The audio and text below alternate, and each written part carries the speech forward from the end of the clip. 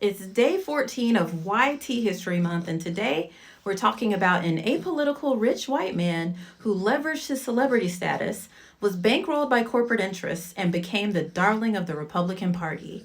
He riled up his base with the call to make America great again, only to take office and divide the country even further along racial lines, attack social programs, slash taxes for the rich, survive an assassination attempt while a bystander lost their life, and callously mismanage an epidemic that disproportionately affected marginalized groups. That's right, I'm talking about Ronald Reagan. Reagan ushered in modern conservatism by demonizing black people, poor people, and well, anyone who wasn't rich, white, and corporate approved. His war on drugs was viewed as a failure, but it wasn't. That's because it was a targeted attack that squarely hit its mark. The government flooded black neighborhoods with crack cocaine and then ramped up mass incarceration for possession. The sentencing disparity between black offenders with crack cocaine versus white offenders with powder cocaine, 100 to 1.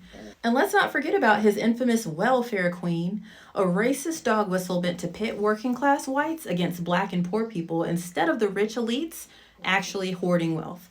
And who were and are the biggest recipients of most social safety net programs, including welfare? White people. But I guess that fact didn't serve Reagan's narrative. So let's fast forward to today. Where was the war on drugs when the opioid crisis ravaged white communities? Suddenly, addiction was a health issue instead of a crime. Funny how that works. And yet, history still looks back fondly on this man.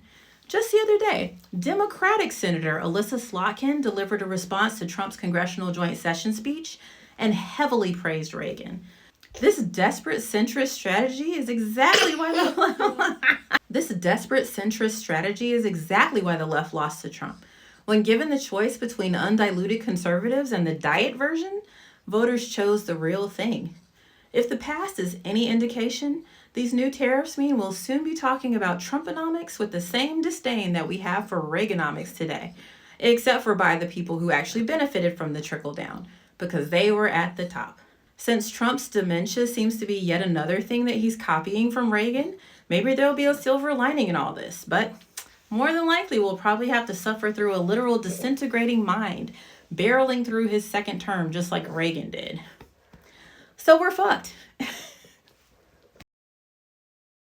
Please register for my upcoming live events. We have a movie night on the 16th where we're going to see Free State of Jones.